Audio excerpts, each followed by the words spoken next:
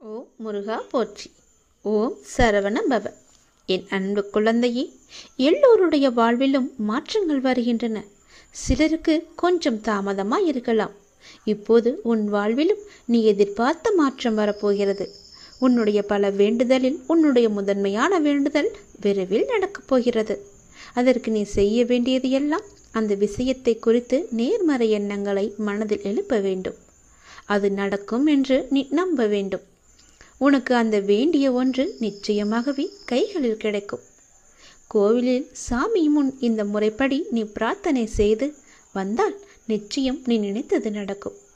நமக்கு எப்பொழுது எந்த பிரச்சனை எந்த ரூபத்தில் வந்தாலும் நாம் அந்த பிரச்சனைகளை முடிக்கவும் அதிலிருந்து முழுமையாக விடுபட்டு வெளியே வருவதற்கும் நாம் செய்யும் முதல் காரியம் தெய்வத்திடம் சரணடைந்து பிரார்த்தனை செய்து நம் குறைகளை கூறி வேண்டிய வரங்களை பெற்றுக்கொள்வோம். அது மட்டும் இல்லாமல் நமது வாழ்க்கையில் செய்யும் சில சிறிய தவறுகளுக்கும் தெய்வத்திடம் சென்று அதற்கான பரிகாரங்களையும் செய்து புண்ணியத்தை தேடிக்கொள்வோம். ஆனால் கோவிலில் சாமியிடம் வேண்டுவதாக இருந்தாலும் பரிகாரம் செய்வதாக இருந்தாலும் அதற்கு ஒரு முறை இருக்கிறது. அந்த முறைப்படிதான் நாம் இறைவனிடம் வேண்ட வேண்டும். அப்படி வேண்டினால் கண்டிப்பாகவே அது நிறைவேற்றப்படும். அந்த முறைப்படி பரிகாரம் செய்தாலும் தெய்வம் அதை முழுமையாக ஏற்றுக்கொள்ளும். நாம் நம்பிக்கையுடன் செய்ய வேண்டும். அதனால் இன்று கோவிலில் தெய்வத்தின் முன் எப்படி பிரார்த்தனை செய்வது, எப்படி வேண்டுவது பற்றி தான் நாம் இப்போது சொல்ல போகிறோம். கோவிலுக்கு சென்றால் தெய்வத்தின் முன் மண்டியிட்டு வேண்டு என்று நிறைய பேர் சொல்லி நாம் கேள்விப்பட்டிருப்போம். ஆனால் நம்மில் எத்தனை பேர் இந்த முறையில் தெய்வம் முன் மண்டியிட்டு வேண்டியுள்ளனர் என்பது நமக்கு தெரியாது. ஆனால் அடுத்த முறை நீங்கள் கோலதெய்வ கோயிலுக்கு சென்றாலும் அல்லது வேறு ஏதாவது உங்களுக்கு பிடித்த தெய்வத்துடைய கோவிலுக்கு சென்று வேண்டினாலும் தெய்வத்தின் முன் முட்டி போட்டு உங்கள் பிரார்த்தனையை வையுங்கள். நீங்கள் தெய்வத்தின் சன்னிதானத்திற்கு முன்பு மண்டி போட்டு உங்கள் இரு கைகளையும் ஏந்தி உங்களுடைய பிரச்சனையை குறைகளை கடவுளிடம் சொல்லி வேண்டிய வரங்களை நீங்கள் பெற்றுக்கொள்ளுங்கள். இப்படி நீங்கள் முட்டி போட்டு வேண்டினால் தெய்வம் நாம் கேட்டதை உடனே கொடுக்கும் என சொல்லப்படுகிறது. இப்படி நீங்கள் எந்த தெய்வத்தின் கோவிலுக்கு சென்றாலும் முழங்கால் போட்டு மண்டியிட்டு உங்களின் இரு கைகளையும் ஏந்தி வேண்ட வேண்டும். உங்களுடைய வேண்டுதலை சீக்கிரமாகவே ஏற்றுக்கொள்வார். அதே நேரம் அந்த வேண்டுதல் சீக்கிரம் தெய்வத்தால் நிறைவேற்றியும் தரப்படும் என்பது காலம் காலமாக மக்களிடம் உள்ள நம்பிக்கை. அந்த நம்பிக்கை உங்களுக்குள்ளே இருக்க வேண்டும். நீங்கள் நிறைய கோவில்களில் சில தெய்வத்திற்கு வேண்டுதல் வைத்து முழங்கால் மண்டியிட்டு கோவிலை சுற்றி வலம் வருவார்கள். கோவில் படியேறி தங்களுடைய நேர்த்திக்கடனை செலுத்துவார்கள். இப்படியெல்லாம் கூட தெய்வத்திற்கு பிரார்த்தனை செய்யலாம் என்று நம்முடைய சாஸ்திரங்களே கூறுகிறது. இருந்தாலும் உங்களுடைய உடம்பை பிரார்த்தனை செய்கிறேன் என்ற பெயரில் வருத்தி கொண்டு நீங்கள் முழங்காலிட்டு கோவிலை சுற்றியோ அல்லது கோவில் படிக்கட்டிலோ நடக்க வேண்டும் என்ற அவசியம் கிடையாது. உங்களை உடலை வருத்தி தான் நம்மை செய்ய வேண்டும் என்று யாரும் சொல்லவில்லை. எந்த கடவுளும் நிர்பந்திக்கவில்லை. தெய்வத்தின் சன்னிதானத்திற்கு முன்பு மண்டியிட்டு தெய்வத்தை முழு நம்பிக்கையோடு நினைத்து மனதார வேண்டிக் கொண்டாலே போதும். நீங்கள் நினைத்தது நிச்சயமாகவே ஒரு மண்டலத்தில் நடக்கும். அதாவது 48 நாட்களுக்குள் அது நடந்தே தீரும். நீங்களும் உங்கள் இஷ்ட தெய்வத்தை நினைத்து முழு நம்பிக்கையோடு வேண்டுங்கள். எந்த தெய்வமாக இருந்தாலும் கை நீட்டி கேட்டால் கண்டிப்பாகவே கொடுப்பார். இல்லை என்று சொல்லாமல் நமக்கு அள்ளி தருபவர்தான் தெய்வம். மண்டியிட்டு கைகளை ஏந்தி கடவுளிடம் கேளுங்கள். உங்கள் பிரார்த்தனை நிச்சயம் நிறைவேறும். ஓம் சரவணபவ. ஓம் முருகா போற்றி. அனைவருக்கும் நல்லதே நடக்கட்டும்.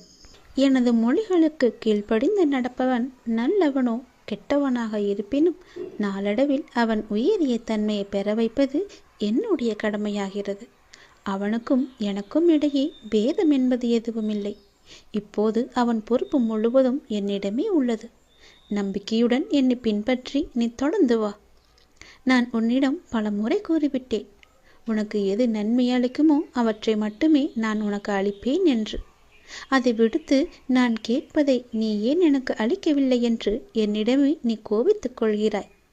நீ கேட்பது உனக்கு நன்மை அளிக்குமா தீமையை அளிக்குமா என்று நான் ஆராய்ந்து பார்த்துதானே நான் உனக்கு அளிக்க வேண்டும். அதற்குள்ளே நீ பொறுமை இழந்தால் நான் என்ன செய்வது? உன் மீது நான் கோவப்படுவதா அல்லது பரிதாபப்படுவதா, பாவம் என்று நினைப்பதா? உன்னுடைய அறியாமையை நினைத்து நான் எப்படி எடுத்துக்கொள்வது என்று எனக்கே தெரியவில்லை. நான் கோபம் காப்பித்தால் உனக்கு என்ன ஆகும்? சற்று யோசித்துப்பார். நானே எல்லாமே இருந்து உன்னை பாதுகாத்து வந்து கொண்டிருக்கின்றேன். உன்னை கேட்டதை நான் கொடுப்பது ஒரு நொடி போதும் எனக்கு.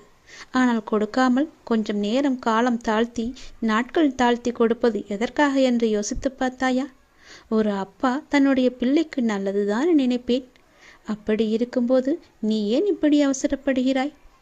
நீ கேட்பது உனக்கு நன்மை அளிக்கும் என்றால் அதை நான் உனக்கு உடனே தருவேன். அதில் தீமை இருந்தால் அது தீமையை எப்படி அகற்றுவது என்று பார்த்து அதற்கான ஏற்பாடுகள் செய்வேன். அது உனக்கு கிடைக்கக்கூடாது என்று நினைத்தால் அதை நான் உனக்கு தரவே மாட்டேன். அதனால் நீ அவசரப்படாதே. நானே உன் தாய், நானே உன்னுடைய தந்தை. உனக்கு நன்மையை மட்டுமே கொடுப்பவன் நான். அதற்கு சற்று காலமானாலும் நம்பிக்கையுடன் காத்திரு. அவசரப்படாதே. எல்லாம் உன்னுடைய நன்மைக்காகத்தான் உன்னுடைய அப்பா நான் சொல்கிறேன். நான் சொல்வது எல்லாமே உன்னுடைய நன்மைக்காக மட்டுமே. அதை நீ அறிந்து கொள். உன்னை காக்கவே நான் இருக்கின்றேன். காரணமில்லாமல் எதுவும் நடக்காது. எல்லா நிகழ்வுகளுக்கும் பின்னாலும் ஏதோ ஒரு காரணம் இருக்கின்றது. சாதாரண மனிதர்களாகிய நமக்கு அந்த காரணம் என்ன என்று அறிவதில்லை. ஆனால் உன்னுடைய பழனி முருகன் எனக்கு எல்லாமே தெரியும். எனக்கு தெரியாதது என்று எதுவுமே இல்லை. ஆனால் நான் உனக்கு எல்லாவற்றையும் தர மறுப்பதற்கு காரணம் அதில் உனக்கு ஏதோ ஒரு தீமை இருக்கிறது என்பதனால். நான் எல்லாவற்றையும் பார்த்து கொண்டுதான் இருக்கின்றேன். எனக்கு எல்லோருடைய பாவ கணக்கும் எது என்ன என்று எனக்கு தெரியும். என்னுடைய பக்தனின் கர்ம வினைகள் முற்றினையும் அளிப்பது என்னுடைய பொறுப்பு. நீ எப்போது என் ஆலயத்தில் படியெடுத்து காலெடுத்து வைத்தாயோ அந்த நொடி முதலே உன்னுடைய கர்மாக்களை குறைக்க நான் புறப்பட்டு விட்டேன். எல்லாவற்றையும் தெரிந்து கொண்டு நான் உனக்கு எது தேவையோ அதை மட்டுமே நான் அளிக்கப் போகின்றேன். கலங்காமல் இரு. உனக்கு வேண்டும் என்று நீ அடம்பிடிக்காதே. என் மீது கோபமும் படாதே. எனக்கு தெரியும் எதை எப்போது தர வேண்டும் என்று. நானே பார்த்து கொள்கிறேன். உனக்கு தேவையான பக்தியையும் சக்தியையும் நான் உனக்கு அளிக்கின்றேன். உன் கர்ம வினையின் பலனை பக்தனுக்கு தக்கவாறு அவன் தாங்கும் அளவை தெரிந்து நான் உனக்கு அளிக்கின்றேன். உன் கர்ம வினையின் தாக்கம் உனக்கு ஏற்படாதவாறு நான் பார்த்து கொள்கிறேன். உனக்குள்ள கஷ்டங்கள் எல்லாவற்றையும் நான் வாங்கி கொண்டு உனக்கு இன்பமான நாட்களை மட்டுமே நான் உனக்கு பரிசளிக்கப் போகின்றேன். இப்போதே என்னை ஓம் சரவண பவ என்று கூப்பிட்டு நான் உனக்கு காட்சி தருகிறேன். கடந்த 1 வருடமாக இருந்த உன்னுடைய மனப்போராட்டத்திற்கு முடிவு கிடைக்கும் நேரம் இது. நீ போகும் பாதையே சரியான பாதை. அதிலிருந்து நீ நகர்ந்து விடாதே. இந்த வழியிலேயே நீ போ. உனக்கு முன்னால் நான் சென்று கொண்டிருக்கிறேன் என்பதை மறவாமல் அதன் வழியே வா. நிச்சயம் நடக்கும் நன்மைகள் பல. நல்லதொரு மாற்றம் நிரந்தரமாக உன்னுடைய வாழ்வில் இன்னும் சரியாக 3 மாதத்தில் வரப்போகிறது. அந்த நல்லதொரு மாற்றம் நீ எதிர்பார்த்ததை விட பல மடங்கு உனக்கு சந்தோஷத்தை அள்ளி தரப்போகிறது. அல்ல அல்ல குறையாத சந்தோஷம். அதை நீ அனுபவிக்கப் போகின்றாய். இது உன்னுடைய வாக்கு அல்ல, இது என்னுடைய சத்திய வாக்கு. உறவுகளில் உள்ள நிலையாமையை நீ புரிந்து கொண்டாய். உலக உண்மைகளை கொஞ்சம் கொஞ்சமாக நீ புரிந்து கொண்டாய். அடங்காத மனத்தினை என் நாமத்தால் அடங்க வைத்து நீ இப்போது பயின்று வந்து கொண்டிருக்கின்றாய். எப்போதும் நேர்மறையாக சிந்திக்க நீ பழகி கொண்டாய். இனி என்ன? ஏன் கவலை? இந்த வாழ்க்கையை கடப்பது உனக்கு எளிதாகவே இருக்கப் போகின்றது. இனி உனக்கு வழிகாட்டியாக நானே உன் கூடவே வரப்போகின்றேன். உன் கர்ம வினையை தீர்க்க வைத்து இந்த வாழ்வை நீ நிம்மதியோடு கடக்க நீ என்ன செய்ய வேண்டும் என்பதை அவ்வப்போது உனக்கு நான் குறித்து கொண்டே இருப்பேன். குறிப்பால் உணர்த்தி கொண்டே இருப்பேன். நீ தயங்காமல் முன்னேறு. நான் உன்னுடன் எப்போதுமே இருப்பேன். உனக்கு எல்லாவற்றையும் புரிய வைத்து உன்னுடைய வாழ்க்கையை செம்மையாக மாற்றி காமிக்கின்றேன். கடந்த 1 வருடமாக இருந்த உன்னுடைய ஒரு மனப்போராட்டத்திற்கு இப்போது முடிவு கிடைக்கும் நேரம். உன் மனம் 1 வருடமாக பட்ட பாடு எனக்கு தெரியாதா? எத்தனை அல்லல்கள் பட்டிருக்கிறது, எத்தனை துன்பங்களை சந்தித்திருக்கிறது, எத்தனை கஷ்டங்களை அது அனுபவித்திருக்கிறது. எல்லோற்றுக்கும் ஒரு முடிவு கட்டப் போகின்றேன். உன்னுடைய பொறுமைக்கு பலன் கிடைக்கும் நேரம் இது. நீ இதுவரை கடந்து வந்த பாதையில் நீ பட்ட கஷ்டங்களுக்கு ஒரு முடிவு காணப்பாய். யார் உன்னை கைவிட்டாலும் உன் நம்பிக்கை உன்னை கைவிடாமல் உன்னை இவ்வளவு தூரம் அழைத்து வந்திருக்கின்றது. நான் நம்பும் என்னுடைய அப்பா என்னை காப்பாற்றுவார் என்ற நம்பிக்கை உனக்குள்ளே ஆழமாக பதிந்திருக்கிறது. அதுவே உன்னை இத்தனை தூரம் பாதுகாப்பாக அழைத்து வந்திருக்கிறது தெரியுமா? அந்த நம்பிக்கையோடு சேர்ந்த நேர்மறை எண்ணங்களும் அது எல்லாமே கூடி உன் வாழ்வின் பொன்னான தருணங்களை அது உனக்கு உருவாக்கி தரப்போகிறது. மகிழ்ச்சியாகவே இரு. உன்னுடைய வாழ்க்கை சரியான திசையில் நகர ஆரம்பித்திருக்கிறது. அது சரியான வழியில்தான் போய்கொண்டிருக்கிறது. அதை மாயை என்ற வலையில் நீ சிக்கிக்கொண்டு மாற்றி போக நினைக்காதே. அது தவறாக விடும். நான் சொல்வதை கேள். உனக்கு நல்லது நடக்கப் போகிறது. எத்தனை வருடங்களாக நீ தவித்து கொண்டிருந்தாய். எவ்வளவு மனப்போராட்டங்களை எல்லாம் அனுபவித்து கொண்டிருந்தாய். சந்தோஷத்தையே நீ மறந்து விட்டாய். அவ்வளவு துன்பங்களை நீ அனுபவித்து விட்டாய் அல்லவா? அது எல்லாமே இப்போது முடியப் போகிறது. சந்தோஷமாக நீ உன் வாழ்க்கையை ஆரம்பிக்கப் போகிறாய். உனக்கு துணையாக உன்னுடைய அப்பா நான் இருக்கும்போது எதையும் கவலைப்படாதே. எதை பற்றியும் நீ சிந்திக்காதே. மகிழ்ச்சியாகவே இரு. நிறைய மகிழ்ச்சியான தருணங்கள் இனி ஒன்றின் பின் ஒன்றாக உன்னை நோக்கி வந்து கொண்டே இருக்கிறது. இதுதான் சரியான திசை. யார் எது சொன்னாலும் அதை காதில் வாங்காதே. அங்கு உன்னை பயமுறுத்துபவர்கள்தான் நிறைய பேர் இருப்பார்கள். அவற்றையெல்லாம் நீ காதில் வாங்காமல் நீ போகும் பாதையே சரியான பாதை என்று நகர்ந்து போய்கொண்டே இரு. இதற்காகவும் நீ அதிலிருந்து பின் வாங்கக்கூடாது. இது அப்பன் முருகன் மீது சத்தியம். என் மீது சத்தியம் செய்திருக்கிறாய். அதிலிருந்து நீ பின் வாங்க கூடவே கூடாது. இடம் நான் பேச விரும்புகிறேன். மிக முக்கியமான விஷயத்தை நான் உன்னிடம் பேச வேண்டும். சிறிது நேரம் ஒதுக்கி என்னை பார்க்க வா. தயவு செய்து என்னை வந்து பார்த்துவிட்டு போ. நீ ஒரே ஒரு முறை திருச்செந்தூர் வர வேண்டும். திருச்செந்தூர் வந்து என்னை தரிசிக்க வேண்டும். நான் உன்னிடம் வந்து பேச வேண்டும். எனக்கு சிறிது நேரம் ஒதுக்கி என்னை பார்த்துவிட்டு போ. உன்னுடைய நல்ல மனதுக்கு ஒரு நல்ல விஷயம் கண்டிப்பாக நடக்கப் போகின்றது. நீ என் மேல் கொண்ட பக்திக்கும் நம்பிக்கைக்கும் பலனாக உன்னுடைய வாழ்வில் ஒரு நல்ல விஷயம் நடக்கப் போகிறது. கடந்த மாதத்தில் பின்தங்கி இருந்த உன்னுடைய வாழ்க்கை இப்போது முன்னேற்றம் பெறப் போகிறது. உன்னுடைய காத்திருப்புக்கு கைமேல் பலன் கிடைக்கப் போகிறது. இன்றிலிருந்து ஒரு மாதத்திற்குள் நல்ல மகிழ்ச்சியான நிகழ்வுகள் உன் வாழ்வில் நிகழப்போகிறது. நேர்மறை எண்ணத்தோடு உன்னுடைய வாழ்வை நடத்து. நடக்க வேண்டிய நிகழ்வுகள் தானாக நிகழும். உன்னுடைய தடைகள் எல்லாம் மகளும். பல வழிகள் உனக்கு பிறக்கும். நான் உன்னை சந்திக்க விரும்புகின்றேன். உன்னிடம் மனம் விட்டு பேச விரும்புகின்றேன். ஒவ்வொரு முறையும் நான் உன்னிடம் வருகின்றேன். நீதான் என்னை கண்டு கொள்ளாமல் அலட்சியம் செய்கிறாய். ஆனால் இந்த முறை நீ என்னிடம் வர வேண்டுமென்று நான் விரும்புகிறேன். தயவு செய்து நீ என்னை வந்து பார்த்துவிட்டு போ. என்னை சந்திக்க சிறிது நேரம் ஒதுக்கு.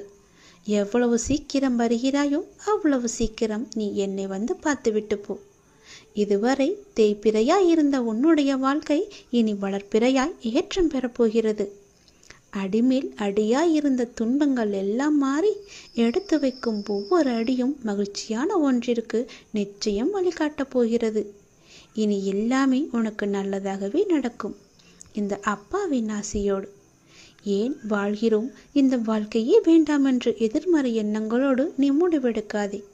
இந்த வாழ்க்கை என்ற புத்தகத்தில் பல சுவாரஸ்யமான பக்கங்கள் அதன் பின்னால் இருக்கின்றன. நீ இன்னும் அந்த பக்கத்தை திருப்பி பார்க்கவே இல்லை. கொஞ்சம் பொறு. பல மகிழ்ச்சியான தருணங்கள் அதில் இருக்கின்றன. அதை மட்டும் பார். அந்த மகிழ்ச்சியான தருணங்கள் உனக்காக காத்திருக்கும் போது நீ அதற்காக காத்திருக்க வேண்டாமா? கொஞ்சம் பொறுமை கொள். உனக்கு பின்னால் நடக்க இருப்பது எல்லாமே நன்மையாக இருக்கும். இப்போது நடக்கும் விஷயத்தை வைத்து உன்னை நீயே வெறுத்து கொள்ளாதே. உனக்கு எதை எப்போது எங்கு தர வேண்டுமோ அதை அப்போது நானே உன்னிடம் கொண்டு வந்து சேர்ப்பேன். உனக்கு கிடைக்காமல் போன ஒன்றுக்காக நீ வருத்தப்பட்டு கொண்டிருக்கின்றாய் அல்லவா? கவலையே படாதே. உன்னுடைய அப்பா நான் இருக்கும்போது அது நிச்சயம் உன் கையில் விரைவில் கொண்டு வந்து சேர்ப்பது என்னுடைய கடமை அல்லவா? நான் நிறைவேற்றி தருகிறேன். எல்லாம் அல்ல இறைவன் எனக்கு தெரியாததா உனக்கு தெரிய போகிறது? நீ எதிர்பார்த்த ஒன்று உன் கையில் கிடைக்கும். சந்தோஷமாக இரு. மகிழ்ச்சியான தருணங்கள் அதில் நிறையவே இருக்கும். அனுபவி சந்தோஷமாக. உன்னுடைய நேரத்தை நான் நல்ல நேரமாக மாற்றி காமிக்கின்றேன். ஓம் சரவண பவ என்ற மந்திரத்தை நீ ஜபித்து கொண்டே இரு. நான் சொன்னது போலவே ஒரே ஒரு முறையாவது திருச்செந்தூர் வா. அதற்கான ஏற்பாடுகளையெல்லாம் நீ செய்யத் தொடங்கு. நானே அதுக்கு சாதகமான பதிலை நான் உனக்கு எல்லோரிடமும் வாங்கி தருகிறேன். ஒரே ஒரு முறை நீ வந்துவிட்டு போ. உன்னிடம் மிக முக்கியமான விஷயங்களை பேச வேண்டும். எனக்காக சிறிது நேரம் ஒதுக்க மாட்டாயா? கண்டிப்பாக ஒதுப்பி நீ வருவாய் என்று எனக்கு நம்பிக்கை இருக்கிறது. வா, நான் உனக்காக காத்திருக்கிறேன். உன்னுடைய முருகன் உனக்காக காத்திருக்கிறேன். ஓம் சரவணபவ, ஓம் சரவணபவ, ஓம் சரவணபவ என்ற மந்திரம் உனக்குள்ளே எப்போதும் இருக்கட்டும். உன்னுடைய வாழ்க்கை உயரும் நேரம், நன்மைகள் பல பெருகும் நேரம். இந்த மாதத்திற்குள் பல நன்மைகள் உனக்கு நடக்கப் போகிறது. உன்னுடைய வாழ்க்கை மேம்பட போகிறது. உன்னை தேடி பல வெகுமதிகள் வரப்போகிறது. எதற்காகவும் நீ கலங்காதே. நீண்ட நாட்களாகவே நீ என்னிடம் கேட்டுக்கொண்டிருக்கும் உன் பிரார்த்தனையை உன்னுடைய அப்பா உனக்காக நிறைவேற்றி கொடுக்கப் போகின்றேன். உன்னுடைய துன்பங்களிலிருந்து எல்லாம் உன்னை காப்பாற்றப் போகின்றேன்.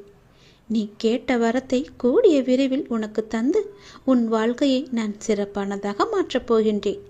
நீ நினைத்தது நிச்சயமாகவே நடக்கப் போகிறது. அது உனக்கு நடந்தே தீரும். உன்னுடைய மனக்கவலையின்றி இன்று தீபம் ஏற்று. எனக்காக ஒரே ஒரு தீபம் உன்னுடைய வீட்டில் ஏற்றிவை. என்னை நினைத்து ஓம் என்று சொல்.